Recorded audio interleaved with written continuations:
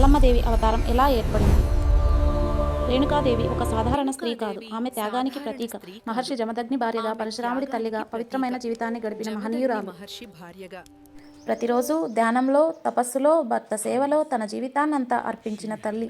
కానీ ఒక చిన్న క్షణం ధ్యానంలో వచ్చిన ఒక చలనం వల్ల ఆమె జీవితాన్నే మార్చేసింది. జమదగ్ని మహర్షి కోపంతో ఆమెను శిక్షించమని తన కుమారులకు ఆజ్ఞ ఇచ్చాడు. నలుగురు కుమారులు వెనుకడుగు వేశారు. కానీ పరశురాముడు మాత్రం తండ్రి ఆజ్ఞను ధర్మంగా భావించాడు. కళ్ళల్లో నీళ్లు, హృదయంలో బాధ. కానీ ధర్మం కోసం తల్లి తల నరకాల్సి వచ్చింది.